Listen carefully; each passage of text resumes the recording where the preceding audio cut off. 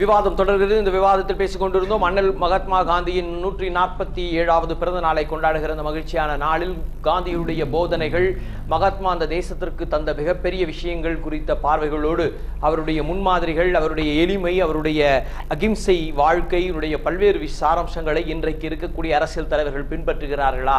காந்தியடிகளை பற்றி உத்தமர் காந்தியடிகளுடைய பிறந்த நாளின் போதாவது அந்த விஷயங்களுக்கு அக்கறை செலுத்துகிறவர்கள் தொடர்ந்து தங்களுடைய பயணங்களின் போது அதை முன்னிறுத்துகிறார்களா என்பதை குறித்தும், அவருடைய போதனைகளில் மிக முக்கியமான போதனைகளில் ஒன்றாக கருதப்பட்ட பூரண மதுவிலக்கு என்பது இன்னும் எட்டாக்கணியாகவே இருந்து கொண்டிருக்கிறது என்பதை குறித்தெல்லாம் பேசிக் கொண்டிருக்கிறோம். திரு ராமநாதன், உங்களோட பேசிக் கொண்டிருந்தோம். இன்றைக்கு இந்த அரசு இது போன்ற விஷயங்களில் கூடுதல் கவனமும் அக்கறை எடுக்கிறதா? காந்திய கொள்கைகளினுடைய வெளிப்பாடுகளை இன்றைக்கு நீங்கள் சொன்னீர்கள், பிரதமர் நரேந்திர மோடி காந்தியுடைய கொள்கையினுடைய வெளிப்பாடாக தான் இந்த தூய்மை இந்தியா என்ற திட்டம் கொண்டு வந்திருக்கிறார் என்பது ஒரு விஷயம். அதே போல நேர்மையினுடைய வெளிப்பாடு, காந்தியுடைய நேர்மையினுடைய வெளிப்பாடுக்காக இன்றைக்கு கருப்பு பண மீட்டலுக்கான நடவடிக்கை எடுத்திருக்கிறீர்கள் என்று சொல்கிறீர்கள். இப்படி இந்த அரசு எடுக்கக்கூடிய விஷயங்கள் ஒரு தொடர் பயணங்களாக மக்களுக்கு ஒரு தலைவருடைய முன்மாதிரிகளை பிரதிபலிக்கிற அளவுக்கு ஆட்சியாளர்கள் செயல்படுகிறார்களா என்ற பார்வையில் உங்கள் பார்வை? மதுவிலக்கு கொள்கையை பொறுத்த அளவுல அரசியல் சட்டத்திலேயே அது மாநில அரசாங்கங்கள் தான் முடிவெடுக்க முடியும். நாங்க பாரதிய ஜனதா கட்சியை பொறுத்த அளவில் அனைத்து மாவட்டங்களிலும் தாலிகாக்கும் தாமரை மாநாடு என்று நடத்தி இருக்கிறோம். சிலம்பொலி போராட்டங்கள் என்று அனைத்து மாவட்டங்களிலும் நடத்தி இருக்கிறோம். மாநில அரசாங்கங்கள் தான் நடவடிக்கை எடுக்க வேண்டும். இதுல என்ன எப்படின்னா, வாழ்க்கையில அதிகமா பிரச்சனை இருக்கு, நெருக்கடிகள் இருக்கிறது, அந்த நெருக்கடிகளால் தான் மதுவை போய் நாடுகிறார்கள் என்ற கருத்து அது வலுப்பெற்றால் என்ன ஆகும்னா, இது இந்த மாதிரி அவர்களுக்கு நெருக்கடி அதிகமாக ஏற்படுவதற்கும் அவர்களுக்கு பிரச்சனைகள் அதிகமாக ஏற்படுவதற்குமே மதுதான் காரணம். இன்னைக்கு ஒரு கொத்தனாரோ சித்தாளோ ஒரு 650 ரூபாயிலிருந்து 750 ரூபாய் வரைக்கும் இன்னைக்கு சம்பளம் வாங்குறாங்க. அவர்கள் வாழ்க்கையில பிரச்சனை இருக்கு. இவர்களில் இருந்து உயர் மட்டத்திலே கம்பெனியில வேலை 1 லட்சம் ரூபாய் சம்பளம் பெறுபவர்களுக்கு கூட பிரச்சனைகள் இருக்கும். சாதாரண மக்கள் இந்த 650 ரூபாய் 750 ரூபாய் சம்பளம் வாங்குறவங்க எனக்கு வாழ்க்கையில நெருக்கடி இருக்கிறது என்று சொல்லி 400 ரூபாய் 500 ரூபாயை கொண்டு போய் சாராய கடையில விட்டாங்கன்னா அவர்களுக்கு மேலும் மேலும் நெருக்கடி தான் உருவாகும். அதனால வாழ்க்கையில பிரச்சனை இருக்கிறது, நெருக்கடி இருக்கிறது. அதனால என்ன ஆகும்னா உடனே திருட தோணும். சரி, இல்ல அதுக்கான காரணங்கள் பல காரணங்கள் இருக்கிறது என்பதான நிலை இருந்தாலும் கூட இவற்றை களைய வேண்டிய ஒரு பொறுப்பு ஒரு ஆட்சி ஒரு அரசுக்கு உண்டா இல்லையா? நிச்சயமா இருக்கு. மாநில அரசாங்கத்தை பொறுத்த அளவில் இன்னைக்கு 30,000 கோடி ரூபாய் வருமானம் வருகிறது என்று சொன்னா, இது உதாரணமா சொல்லணும்னா, ஒரு அப்பாவுக்கு 10 பிள்ளைகள் என்று வைத்துக் கொள்வோம். வேற யாரும் குடிக்காட்டாலும் பரவாயில்ல, என்னுடைய 10 பிள்ளைகள் குடித்தாலும் கூட, அவர்களுடைய மனைவிமார்கள் குழந்தைகள் குடித்தாலும் கூட எனக்கு 1 லட்சம் ரூபாய் வருமானம் வந்துவிடும் என்று நினைத்தால் ஒரு தகப்பனுடைய நிலை எப்படியோ அப்படித்தான் அரசாங்கத்தினுடைய நிலைமை. யாரு எக்கேடு கெட்டு போனாலும் பரவாயில்லை, ஒரு தகப்பன் ஸ்தானத்திலே இருக்கக்கூடிய ஒரு அரசாங்கம் சாராய கடை நடத்தினால் அதற்கு ஒரு தகப்பன் தாய் ஸ்தானத்திலே இருக்கக்கூடிய ஒரு பெற்றோர் சாராய கடை நடத்தினால் அந்த குடும்பத்திலே உள்ள மக்கள் நாமெல்லாம் குடித்து அரசாங்கத்திற்கு 30,000 கோடி ரூபாய் 30,000 கோடி ரூபாய் வருமானம் என்று சொன்னால் 1 லட்சம் கோடி ரூபாய்க்கு மேல் குடிக்கிறார்கள் என்று அர்த்தம். சரி, 1 லட்சம் கோடி ரூபாய்க்கு மேல குடித்து விட்டு வருமானத்திற்காக வருகிற வருமானம் என்ற பெயரில் வருகிறதெல்லாம் பெரும் அவமானம் என்பதாக அதனால பல்வேறு திட்டங்களை இன்னைக்கு மின்சார திட்டங்களை நிறைவேற்ற முடியவில்லை. இலவச திட்டங்கள் கொடுக்கிறோம் அப்படின்னு சொல்றாங்க. ஒரு 5,000 ரூபாய்க்கு இலவச திட்டங்களை குடித்து விட்டு நம்மிடமிருந்து பல்லாயிரம் கோடி ரூபாய்களை அவர்கள் தொடர்ந்து பேசுவோம். அதனால மதுவிலக்கு கொள்கை சாஸ்தியம் தான், அது சாத்தியம் இல்லைன்னு சொல்ல முடியாது. எல்லோருடன் வருங்க. டாக்டர் ரவீந்திரநாத் சார், இப்போ இன்றைக்கு இது போன்ற விஷயங்களில் அரசினுடைய நிலைப்பாடை மட்டுமல்ல, சமூகத்திலும் கூட இது போன்ற முன்மாதிரியான எடுத்துக்காட்டான விஷயங்கள், தலைவருடைய போதனைகளை எல்லாம் சமூகத்திற்கு பார்வைக்கு கொண்டு செல்வதற்கான களங்கள் இன்றைக்கு பல நேரங்களில் குறைந்து விடுகிறது. சுவாமி விவேகானந்தர் சொன்னார், 100 இளைஞர்களை கொடுங்கள், இந்த தேசத்தை 2 நாளில் மாற்றி காட்டுகிறேன் என்று சொன்னார். இன்றைக்கு 100 அல்ல, 1000 அல்ல, லட்சம் அல்ல, கோடிக்கணக்கான இளைஞர்கள் இருக்கிறார்கள். ஆனால் அவர்களை வழிநடத்துவதற்கு விவேகானந்தர் போன்றவர்கள் இல்லை என்ற ஏக்கம் தான் நின்று கொண்டிருக்கிறது என்பதான ஒரு நிலைப்பாடு இருக்கு. இன்றைக்கு மகாத்மாவுடைய போதனைகளை பற்றியும் மகாத்மாவுடைய பல்வேறு வாழ்க்கை நெறிமுறைகளை பற்றியெல்லாம் நினைத்து பார்க்கிற இந்த நன்னாளில் அவருடைய போதனைகளையும் பல்வேறு விதமான களங்களில் இன்றைக்கு படிக்கிற விஷயங்களாக இருக்கட்டும், அல்லது அடித்தளத்துமான வேலை வாய்ப்புகளாக இருக்கட்டும், அரசுடைய சூழல்களாக இருக்கட்டும், எல்லா களங்களிலும் அந்த போன்ற போதனைகளை சமூகத்திற்கு கொடுப்பதற்கு இன்றைக்கு அரசுகள் சரியான பாதையை நோக்கி பயணித்துக் கொண்டிருக்கிறதா என்பதான ஒரு கேள்வி எப்படி பார்க்கிறீங்களா? அரசுகள் சரியான பாதையில் செல்லவில்லை என்பதனாலதான் பிரச்சனை. நான் பேசுறப்ப ரொம்ப தெளிவா சொல்லியிருக்கேன். இதுல அதாவது மது ஒழிப்பு பல்வேறு தளங்களில் செய்ய வேண்டியிருக்கு. சமூக ரீதியான, பொருளாதார ரீதியான, கலாச்சார ரீதியான காரணிகள்லாம் இருக்கு, மருத்துவ ரீதியான காரணிகள்லாம் இருக்குன்னு சொன்னேன். அதனால நான் வேண்டான்னு சொல்ல வரல. ஆனால் என்னன்னாக்க திட்டமிட்டு குடிப்பதற்கான காரணத்தை தனிப்பட்ட நபர் மேலே மீண்டும் மீண்டும் சுமத்துற மாதிரி இருக்கு. அதனால நீ வந்து ஏழ்மையா இருக்கியா, அது காரணம் குடிக்கிறதா அப்படின்னு சொல்றதுல கொச்சைப்படுத்துறது என்னன்னாக்க, இன்றைக்கு இந்த சமுத்திரக்கூடிய வறுமை வேலையில்லா திண்டாத காரணம் முதலாளித்துவ சமமைப்பு தான், கேபிட்டலிசம் தான். அதை வந்து குறை சொல்வதற்கு பதிலாக, கேபிட்டலிசத்தை மாற்ற வேண்டும் என்பதற்கு பதிலாக, இந்த சமூகத்தை மாற்ற வேண்டும் என்பதற்கு பதிலாக, அந்த ஆளை வந்து நீ 100 ரூபாய் சம்பளம் வாங்குற அவளையும் குடிச்சிரு அப்படின்னு சொல்லி தனிப்பட்ட நபர் மேலே, அதுல வந்து பிரச்சனை இல்லாம இல்ல, ஆனால் தனிப்பட்ட நபர் மேலே அந்த குற்றச்சாட்டு வைக்கிற மாதிரி இருக்கு. அதுல நான் என்ன சொல்றேன்னாக்க, இது வந்து முழுமையான ஒரு அணுகுமுறை வேண்டும், சமூக மாற்றத்தோடு இந்த பிரச்சனை பார்க்க வேண்டிய அவசியம் இருக்கிறது என்பதே என்னுடைய வாதம். அதுக்கடுத்து இது வந்து ஒரு நீண்ட கால பிரச்சனை இருக்கிறது நம்ம பார்க்க வேண்டிய அவசியம் இருக்கு. அப்ப நீங்க சொல்றப்ப 100 இளைஞர்களை கொடுங்க, விவேகானந்தர் கேட்டா நீ வழிநடத்த ஆகலன்னு சொன்னீங்க, அப்படிலாம் இல்ல. இன்றைக்கு வந்து பல்வேறு அமைப்புகள் இருக்கு, அனைத்து இந்திய இளைஞர் பெருமன்றா இருக்கு, அதே போல அவங்களுக்கு காங்கிரஸ் யூத் அமைப்பு வச்சிருக்காங்க, இவங்களும் யூத் அமைப்புல வச்சிருக்காங்க. அவங்க வகுப்பாத எப்படி தீமுட்டி வரும்னு பாக்குறாங்க, அவங்க ஒரு பாதையில செயல்படுறாங்க.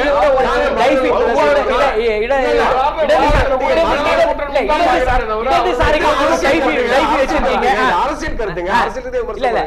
அதனால நான் என்ன சொல்ல வர்றாங்க, இன்றைக்கு வந்து 200 பேர் திரண்டு போய் ஒருத்தர் வீட்டுல பீஃப் இருக்குன்னு சொல்லி ஒரு தவறான பிரச்சாரத்தை பண்ணி அவங்களை கொன்னீங்களா இல்லையா, அங்க போனல யாரு, யார் அதை செஞ்சது, அப்ப அது பின்னாடி இருக்கு யாரு?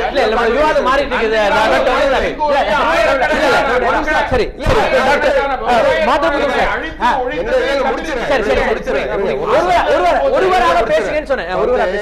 மகாத்மா காந்தி இன்னும் பறந்துபட்ட வகையில பார்க்க வேண்டிய அவசியம் இருக்குங்க. மகாத்மா காந்தி உலக சமானத்துக்கு வருங்க. இன்னும் சொல்ல போனாங்க, ஹிட்லர் முசோலினிக்கு மிக கடுமையான கடிதங்கள் எழுதினவர் மகாத்மா காந்தி. அது போலவே நாம் வரலாற்று ரீதியாக பார்க்க வேண்டிய மிக முக்கியமான விஷயம் வந்து ஜனநாயக தன்மை. இப்ப மகாத்மா காந்தி அவர்களுக்கு ஜவஹர்லால் நேரு அவர்களுக்கு சுதந்திர போராட்ட காலத்துல பல்வேறு கருத்து வேறுபாடுகள் உண்டு. கிட்டத்தட்ட 2-3 ஆண்டுகளுக்கு வந்து மகாத்மா காந்தி ஜவஹர்லால் நேருக்கும் மிக முக்கியமான பிரச்சனை, தனிப்பட்ட பிரச்சனை இல்ல, மிக முக்கியமான பிரச்சனை. அது சுதந்திர அடைகிற காலகட்டத்துல மகாத்மா காந்தி சுதந்திரம் அடைஞ்ச பிறகு சுதந்திர இந்தியா எப்படி இருக்க வேண்டும் என்று அவர் ஒரு கனவு கண்டார். அவர் என்ன சொன்னாரு, கிராமப்புறத்துல வந்து கிராமப்புறத்தை வந்து மேம்படுத்தணும், அதாவது கிராமப்புறத்துல ஏற்கனவே இருக்கக்கூடிய நிலப்பிரபுத்துவ அடிப்படையிலான பொருள் உற்பத்தி முறை இருக்கணும் அப்படின்னு சொல்லி அவர் நினைச்சார். அதாவது ராட்டை இருக்கணும், மற்றவெல்லாம் இருக்கணும், இந்த மாதிரியான முறை இருக்கணும்னு சொன்னார். கிராம பொருளாதார முறை இருக்கணும்னு அவர் நினைச்சாரு. ஆனா ஜவஹர்லால் நேரு வந்து நாட்டை தொழில்மயமாக்கணும், நாட்டை தொழில்மயமாக்கணும், வேலை இல்லாத போக முடியும், வறுமையை போக முடியும், இவ்வளவு பெரிய நாட்டுல எல்லாத்துக்கும் உணவு வழங்கணும்னாக்க வேளாண்மையை வந்து நவீனமயமாக்கணும், இப்படிலாம் ஜவஹர்லால் நேரு நினைச்சாரு. இல்ல 2 பேருக்கும் முரண்பாடு. அப்ப கடைசியில் பாத்தீங்கன்னா கடித போக்குவரத்து மூலம் ஜவஹர்லால் நேரு வந்து தன்னுடைய ஐயப்பாட்ட மகாத்மா காந்தி ஜவஹர்லால் நேரு சொல்றாரு. ஜவஹர்லால் நேரு அதுக்கு பதில் சொல்றாரு.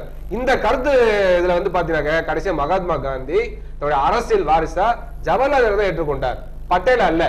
ஜவஹர்லால் நேரு தான் பிரதமர் ஆக்கினாரு, அதுக்கான இதை பண்ணாரு. என்னுடைய அரசியல் வாரிசே ஜவஹர்லால் நேரு தான் சொன்னார். இதை எதுக்காக சொல்ல வரேன்னாக்க, தன்னுடைய கருத்து ஒரு நிலப்பிரபுத்துவ முறையிலான உற்பத்தி முறை இருக்கணும்னு நினைச்சாலும் கூட ஜவஹர்லால் நேருடைய அந்த கருத்தை அவர் ஏற்றுக்கொண்டார். அப்ப ஒரு நவீன இந்தியா என்பது ஒரு தொழில்மயமாக்கப்பட்ட இந்தியாவா இருக்க வேண்டும் சொல்லி மகாத்மா காந்தி வந்து ஏற்றுக்கொண்டார். இது போன்ற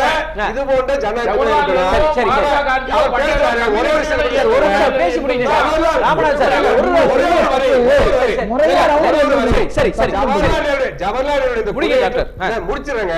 ஜவஹர்லால் நேரு இந்த கொள்கையை ஏற்றுக்கொள்ள முடியாமல் தான் கேரளாவில் RSS பத்திரிகை வந்து கேசரியில வந்து துப்பாக்கியை காந்தியை நோக்கி வைத்திருக்க கூடாது, அது போல ஜவஹர்லால் நேரு நோக்கி வைக்கணும்னு சொல்லி எழுதினாங்க. சரி சரி சரி, இல்ல நம்மளோட விவாதம் வேற மாதிரி திசை திருப்பி போய் கொண்டிருக்கிறது. உங்க கருத்து ஓகே சார், நமக்கு டாபிக் ஓரியன்டடா போய் டாபிக் ரெஸ்ட்ரிக்ட் பண்ணிக்காதீங்க. மதுல கூட அது இல்ல எங்க நோக்கம். சரி, அதுவும் அவசியம் தான். இல்ல நம்ம இது இல்ல, நீங்க இப்படி நீங்க ஒரு கருத்தை முன்வச்சினா பாரதிய ஜனதா திருப்பி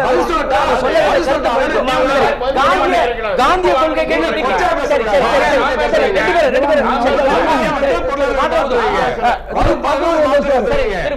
உங்கள் பார்வையில் காந்தியர்களுடைய கொள்கைகள் இன்றைக்கு பூரண மதுவிலக்கு என்பது எட்டாக்கணியாக இருந்து கொண்டிருக்கிறது என்பதான விஷயம் இருக்கிறது. பல போதனைகளை முன்வைத்து இருந்தாலும் கூட இன்றைக்கு நாட்டுடைய பிரதான பிரச்சனையாக தமிழகம் சந்திக்கக்கூடிய பெரிய பிரச்சனைகள் ஒன்று மதுவிலக்கு பிரச்சனை என்பது. இன்றைக்கு எல்லா அரசியல் கட்சிகளும் இதை கையிலே ஒரு மிகப்பெரிய ஆயுதமாக எடுத்திருக்கிறார்கள் என்று சொன்னால், இதை வைத்துக் கொண்டு ஏதாவது அரசியல் ஆதாயம் பார்ப்பது என்பதான ஒரு பார்வை இருந்தாலும் கூட இன்றைக்கு மதுவால் தமிழகம் எல்லா நிலையிலும் தள்ளாடப்பட்டுக் கொண்டிருக்கிறது. அதை மாற்றப்பட வேண்டும் என்பதற்கான எதிர்நோக்கி பயணிக்கிறார்கள் என்று சொன்னால், இந்த பூரண மதுவிலக்கு என்பது சாத்தியம் தானா என்பதை நீங்கள் எப்படி பார்க்க? அதாவது சாத்தியம்ன்றது எப்ப தெரியும், இதே எதிர்கட்சிகள் தான் அந்த மாதிரி சொல்லாம கன்ஸ்ட்ரக்டிவா அதுல இறங்கிருக்கணும். எப்படின்னா கன்ஸ்ட்ரக்டிவ்னா எஜுகேட்டிவா. இன்னைக்கு தமிழ்நாட்டில் இந்த நெக்ஸ்ட் எலெக்ஷன் வரைக்கும் எவ்வளவு டைம் இருந்தது, எஜுகேட்டிவா ஒவ்வொரு கிராமமா போய் ஒவ்வொரு இடத்துலயும் மதுவினால இருக்கிற கொடுமைகள் தீமைகளை பத்தி அதிலே போக்கஸ் பண்ணிட்டு போயிருந்தாங்கன்னா அட்லீஸ்ட் கொஞ்சம் சீரியஸ்னஸ் தெரியும், சென்ஸ் தெரியும். ஓகே, இவங்க ரியலி மதுவிலக்கு எதிர்க்கிறது. சும்மா கூட்டம் போட்டு மேடை போட்டு பேசி அதுல ஒண்ணும் நான் வந்தான்றதுல என்ன வரத்துக்கு முன்னாடி பண்ணலாமே, யாரு பண்ண முடியும்? எல்லாரும் பவர்ஃபுல் பீப்புள் தான், எல்லா கட்சிகளும் பவர்ஃபுல் கட்சிகள் தான் மக்கள்கிட்ட. அதனால இருந்தாலும் ஆட்சி என்ற அதிகாரம் என்ற ஒரு ஆட்சி அதிகாரம் வந்தா நீங்க பைனான்சியலி பண்ண போறீங்க, அவ்வளவுதான். மத்தபடி எஜுகேட் பண்றதுக்கு ஆட்சி தான் வேணும்னு சொல்ல தேவையில்லை. மகாத்மா காந்தி சொன்ன கிராம கிராமமா போய் ஒவ்வொரு இடத்துலயும் மதுவிலக்கு பத்தி சொல்லலாமே தாராளமா. எனக்கு வந்து பல தலைவர்களும் இருக்கத்தான் செய்கிறார்கள். ஆனால் அவருடைய குரல் ஒளி இன்று சமூகத்தினுடைய ஓங்கி ஒலிக்காத அதிகார பலத்தில் இருப்பவர்கள் தங்களுடைய நடையை வேறு பார்வையாகவும், அதிகாரமற்ற தலைவர்கள் தங்களுடைய பார்வையை வேறு கோணத்தில் அவருடைய வீரியம் குறைந்து அதிகார பலம். இப்ப கூட இந்த ஆட்சியில் என்ன சொல்லிட்டு இருக்காங்கன்னா, நாங்க மதுவை குடியில சொல்றோம் இல்லைன்றாங்க. அப்ப அதிகார பலம் சொல்லும் போது இந்த எதிர்கட்சி யாரா இருந்தாலும் போய் எஜுகேட்டிவா பண்ணும் போது அந்த மெசேஜ் கவர்மெண்ட்டுக்கு போனா யாரும் வந்து நீ எப்படி குடிக்க கூடாது சொன்னு கேட்க மாட்டாங்க. அது கேட்க மாட்டாங்க, ஏன்னா அவங்களே கமிட் பண்றாங்க. அதை நாங்க போய் ஒருத்தரும் போய் குடின்னு சொல்லல அப்படின்னு. சோ அதனால மதுன்றது எஜுகேட்டிவா போனாதான் லாங் டேர்ம்ல வரும். அதே மாதிரி இன்னொன்னு சொல்லிடுறேன், இவர் சொன்னார் கரெக்டா, 400 ஒரு சிவில் ஒர்க்கர் 750 ரூபாய் சம்பாதிக்கிறார் அவர். என்ன என்னைக்குமே சொல்றேன், அந்த அந்த அடித்தளத்துல இருக்கவங்களுக்கு வந்து ஃபுல் எஜுகேட்டிவ், அதாவது இந்த மதுவினால் ஏற்பட ஏகப்பட்ட கஷ்டத்தை சொல்லணும். இன்னொன்னு இன்னைக்கு சொல்றேன், கஷ்டப்படுறவங்க தான் குடிக்கிறது இல்லை. இன்னைக்கு நான் பாக்குறேன் நிறைய பேர் 50-60% நான் சொன்ன முன்னாடி ஐடி நல்லா சம்பாதிக்கிறாங்க, சும்மா இல்ல நல்லா சம்பாதிச்சுட்டு இது ஒரு பிளஷருக்காக குடிக்கிறாங்க. பிளஷரா குடிக்கிறவங்க ஈக்குவலி ஜாஸ்தி. சரி, ஓகே, நான் சொல்றேன் கலாச்சார சீரழி இருக்குது என்பதால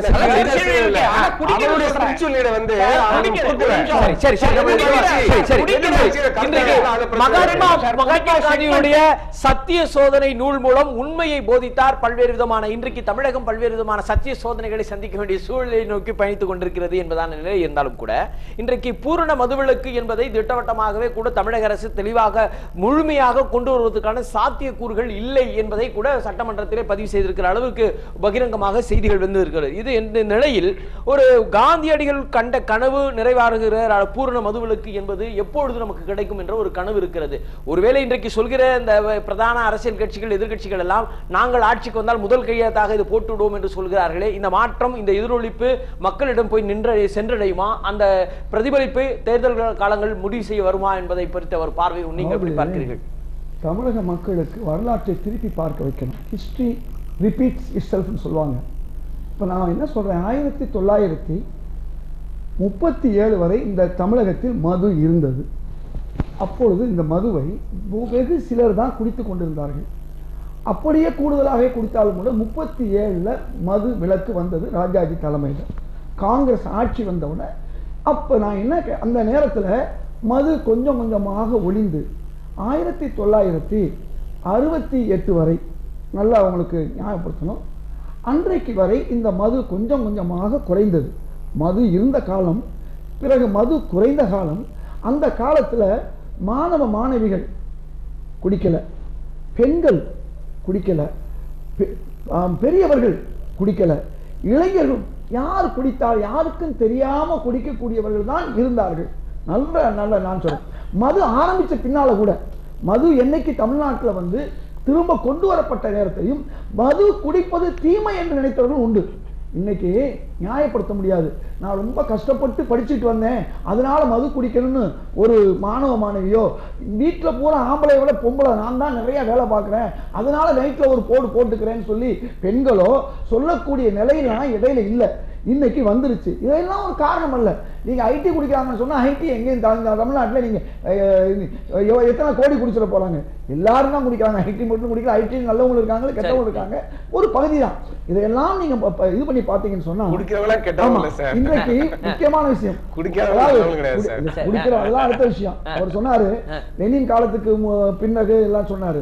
நான் என்ன சொல்ல வர்றேன், நீங்க கொஞ்சம் கொஞ்சமா நல்ல சாராயத்தை குடிச்சிட்டு இன்னைக்கு 1000 பேர் சாவுறான். அதே நேரத்தில் இவங்க என்ன பயமுறுத்துறாங்க, கள்ள சாராயம் வந்தா 100 பேர் சாவான். 100 பேர் செத்தா 1000-ஆ 100-ஆன்னு தான் பார்க்கணும் மொழியே. இப்ப நல்ல சாராயத்தை குடிச்சுக்கிட்டு, அதாவது நல்ல சாராயம்னா லீகலா கவர்மெண்ட் விற்கிற சாராயத்தை குடிச்சிட்டு ஆயிரக்கணக்கானவர் செத்துக்கிட்டு இருக்கானே, கள்ள சாராயம் வரும்போது வரத்தான் செய்யும். அந்த குடிச்சவன் அவ்வளவு சீக்கிரம் போக மாட்டான். ஆனா அப்படி ஒரு ஒப்புதல் பார்க்கும்பொழுது 1000-ஆ 100-ஆயின்னு பார்க்கணும். அதனால பூர்ண மதுவிலக்கு சாத்தியம் இல்லைன்னா சொல்ல முடியாது. திருவள்ளுவர் காலத்தில் மது இருந்துச்சு, நான் இல்லைன்னு சொல்லலை. மதங்களுடைய ஆரம்ப காலகட்டத்திலையும் அந்த காலகட்டத்திலையும் மது இருந்துச்சு, வள்ளலார் காலத்திலையும் மது இருக்கு. மது இல்லாத காலம் அல்ல. மது என்பது மனிதன் தோன்றிய காலத்தில் இருக்குது. ஆனால் அந்த மது குடிப்பது தவறு, அல்லது மது குடிக்காமல் இருக்க வேண்டும். மதுவை தேவைக்கு நம்ம பயன்படுத்திக் கொள்ளக்கூடாது ஒரு நிலை போய் எல்லாரும் குடிக்காத ஒரு நிலை போய் இப்ப எல்லாரும் குடிக்கக்கூடிய ஒரு காலம் வந்தனாலதான் தமிழ்நாட்டு மக்களுக்கே இன்னைக்கு போராட்டத்துக்கு வந்தாங்க. நான் கேட்கிறேன், 5 வருஷத்துக்கு முன்ன போராடினாங்களா? 10 வருஷத்துக்கு முன்ன போராடினாங்களா? ஏன் அன்னைக்கு இல்லையா? இதே டாஸ்மாக் இல்லையா? இன்னைக்கு ஏன் இந்த அளவுக்கு வீரியமா போராட்டம்னா சீரழிவு வந்து விட்டது. இந்த சீரழிவுகளை, இவ்வளவு மோசமா போன சீரழிவு தடுக்கப்பட வேண்டும். ஒரு வீட்டுல 10 பேர் இருக்காங்க, 9 பேர் குடிக்க ஆரம்பிச்சிட்டான், முன்ன ஒருத்தன் குடிச்சான். இந்த நிலையை மாத்தணும்னு சொன்னா சட்டம் போட்டு நீங்க மது திருத்துறது ஒரு பக்கம். நான் சொன்னேன், எல்லாருக்கும் பிரச்சாரம் பண்ணணும்னா இன்னைக்கு என்ன மது வாங்கும்போது மது பாட்டில மது குடினா இருக்கு, மது குடிக்காது, ஸ்மோக்கிங் இஸ் இன்ஜூரியஸ் ஹெல்த்னு எப்படி பீடி சிகரெட்ல எழுதி இருக்கோ, மது கேட்கிறேன். இதெல்லாம் போய் எஜுகேட் பண்ணித்தான் நீங்க நிறுத்தணுங்கிற அவசியம்லாம் கிடையாது. இதுக்கு நீங்க 2 விஷயம், தனி மனித ஒழுக்கம், சட்டமும் இருக்கணும், மது எளிதாக கிடைக்காத ஒரு சூழலையும் உருவாக்கணும். இன்னைக்கு ஏன் எல்லாரும் குடிக்க ஆரம்பிச்சாங்க? எளிதா கிடைக்குது. பள்ளிக்கூட மாணவர்களுக்கு பள்ளிக்கூடத்தை விட்டு வெளியே வந்தா கிடைக்குது, கோயிலுக்கு போறவங்க கூட கிடைக்குது. இப்படிப்பட்ட ஒரு சூழல் உருவாகிறதுனால மது விஷயத்தை பொறுத்தவரை தமிழகத்துல மீண்டும் பூர்ண மதுவிலக்கை நோக்கி செல்லலாம். அதுக்கு என்ன செய்யலாம்? கள்ளச்சாராயம் பயப்பட வேண்டிய அவசியம் இல்லை. கள்ளச்சாராயத்தை தடுக்கிறது அரசாங்கத்துடைய வேலை. இவ்வளவு காலம் அரசாங்கம் 68 வரை அதைத்தான் செஞ்சுக்கிட்டு இருந்துச்சு. எது வரைக்கும் செஞ்சுக்கிட்டு இருந்துச்சு? கள்ளச்சாராயத்தை ஒழிச்சிச்சு, வரக்கூடாதுன்னு சொல்லிச்சு. சகோதரர் ராமநாதன் கூட சொன்னாரு, ஏன் பெரியார் வெட்டினார்னா அதனுடைய கடுமையை காண்பிக்க. நீண்ட நெடுங்காலமாக மது இறக்கப்பட்ட ஒரு மரத்துல நீங்க திரும்ப குறும்ப விழுகாது. அப்ப பார்த்தாரு, அதை விட அது இல்லாம போட்டுங்கிற ஒரு கடுமையை காண்பிக்கிறது தான் பெரியார் செஞ்சாரே ஒழிய அவருக்கு என்ன மூளை இல்லையா? உலகத்துக்கே அறிவு தீபத்தை ஏற்றிய அந்த பெரியாருக்கு இந்த விஷயத்தில் மூளை இல்லை. அதனால ஒரே ஒரு விஷயம், அதாவது பெரியாரை பொறுத்தவரை அவரு நம்முடைய நீதியின் குரல் மாதிரி அறிவு கூறுவால் சுழலட்டும் என்ற ஒரு நிலையிலையும், அறம் பெருகட்டுங்கிற நிலையிலையும், மக்கள் புரட்சி வெடிக்கட்டுங்கிற நிலையில தான் இன்னைக்கு தமிழ்நாட்டுல மக்கள் புரட்சி இன்னைக்கு வெடிச்சுக்கிட்டு இருக்கு. இந்த மக்கள் புரட்சி அரசுதான் சட்டத்தை கொண்டு வர முடியும். இன்னைக்கு இருக்கக்கூடிய எதிர்கட்சிகள் சட்டத்தை கொண்டு வர முடியாது. மக்கள் மத்தியில் நம்ம பேசும்போது சில உண்மையை பேசணும். இன்றைக்கு யாராலும் மது விலக்கை உருவாக்க முடியும்? அரசுதான் உருவாக்க முடியும். அரசுக்கு எதிராக ஒட்டுமொத்த எதிர்க்கட்சிகள் எல்லாம் ஒன்று சேர்ந்து நாங்கள் முதல் கையெழுத்து போறோம் சொல்லிட்டாங்க இல்லையா? இதையே ஒரு வாய்ப்பாக பயன்படுத்திக் கொண்டு ஒரு அம்மாவாக இருக்கக்கூடிய அரசு இந்த குழந்தைகள் எல்லாம் குடிக்க கூடாது என்று சொல்லக்கூடிய அம்மாக்கள் என்ன செய்வாங்க? தன் குழந்தை குடித்து சாவறதை இந்த அம்மா நினைப்பாங்களா? அப்ப அம்மா இல்ல சும்மா என்று நினைக்கும் போது இந்த நிலைமை வருது. இருக்க வேண்டும் என்றால்